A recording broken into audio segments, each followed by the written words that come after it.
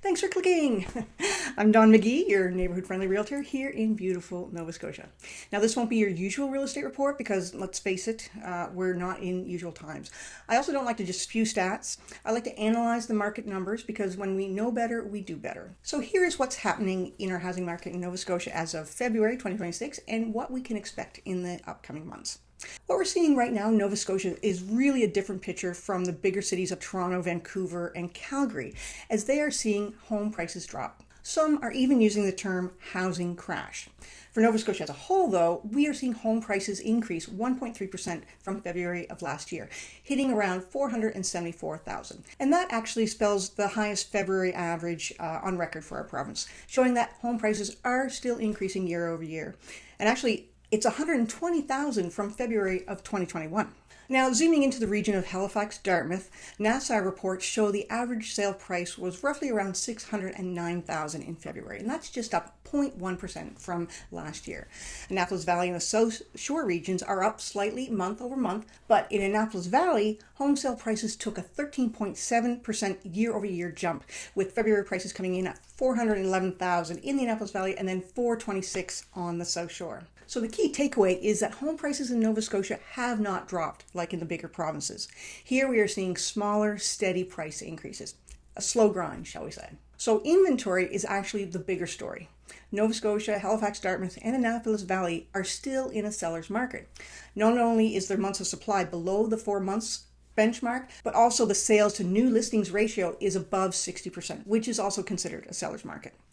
Now, December to February is typically the slowest and lowest months for real estate. Compared to February 2025, active listings are up slightly in the central regions, but for Annapolis Valley, it's down 9.4%. This does make sense because Annapolis Valley also had the greatest increase of accepted offers for the month of February. New listings are down from February 2025, except for a small gain of 0.9% in the Annapolis Valley. When you consider, though, that the number of solds in February are down 10 to 30% from 2025, the hopes of a busy spring market does look grim. Again, the Annapolis Valley region may be the one to watch, as February data appears to show that buyers are looking to the Valley region for lower priced properties and to get more bang for their buck. If this is your first time visiting my channel, please do me a favor and hit that subscribe button, or better yet, throw a comment down below, as it really helps my algorithm. Now, you might be wondering, if there is more inventory, then why haven't prices fallen here in Nova Scotia? What the data tells me is that, yes, inventory is increasing somewhat, but it's mostly due to overpriced, less desirable properties sitting on the market longer, adding to the active listing counts. Then we have the interest rates, holding steady, not dropping sharply or increasing either. That means that homeowners are comfortable with carrying these monthly payments and even renewing mortgages at the current rates and staying put. And then we still have buyer demand. It's still existing, creating the potential for competing offers for those well-maintained and well-presented properties. Now, home buyers back in 2022 and 2023 found themselves in bidding wars, waiving conditions, and getting very frustrated. So in 2026, buyers have changed their mindsets. Now we are seeing reverse FOMO. Buyers aren't jumping at the first home they view. They're waiting and finding that property that really meets their wants and needs. Buyers' expectations are higher now too.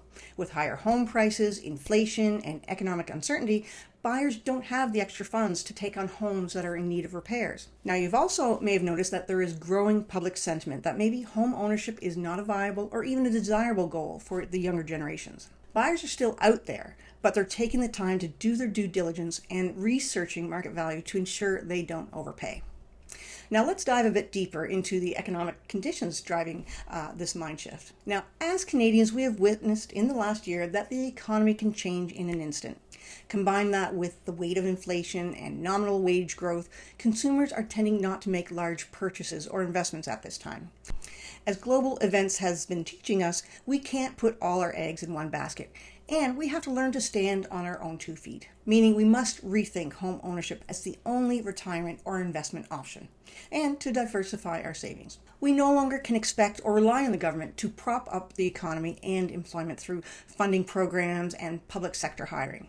In doing so, we fell behind globally on wage growth, investment, and productivity.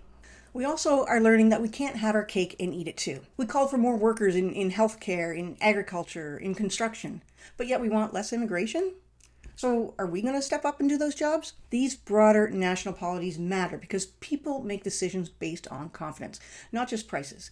Confidence in job security, confidence in national leadership, confidence in global stability. When people feel secure about jobs in the economy, they're more likely to buy, albeit cautiously. And that's the vibe we're seeing locally for Nova Scotia home buyers too. For sellers, it's a time of preparation. Pricing your home correctly from the start sets you up for success. Condition and location are key for buyers today. The first 2 weeks of your listing is prime exposure period. So find a realtor that really goes and gives a deep analysis of the comparable sold properties to better set your list price. Overpricing to test the market can actually cost you money if your listing lingers without an accepted offer, as buyers assume there's an issue with the condition of your home. Marketing and presentation really matter too. Take the time to properly prepare your home for listing day. Fix things, service things, make small upgrades to get that top market price. Buyers will notice if there are deficiencies. It's important to market your home so it shows your property to the right buyers during the key exposure period. So make sure you ask your potential listing agent about their marketing experience and plan. So here's where things are headed for 2026 based on current patterns and projections. Prices aren't expected to spike dramatically like back in the COVID days. Modest gains and stabilization is more likely. Modest new construction and move-in ready homes will be the most desirable. Sales activity is expected to pick up through the spring and level off come summer, which is typical for the seasonal market. Any dramatic change at this point will be in direct response to global affairs. I do foresee an influx from come-from-away buyers, and we may see interprovincial migration again from those areas where home values are dropping. Plus, more and more permanent residents are becoming established and in a better position to buy. Expect realtors to be knocking on your doors, competing for your business, as this will be the third slow year in a row, and it will be make or break it for many realtors. Nova Scotia's housing market in 2026 is going to be slow and steady, with discerning buyers taking their time. And sellers are going to have to step up their game to get top dollar. Here in Nova Scotia, we're settling into a slow grind. That is until we start seeing some positive news on the national economic front. This kind of market gives both buyers and sellers time to make smart decisions. Thanks for listening. This has been The Real Deal with Dawn.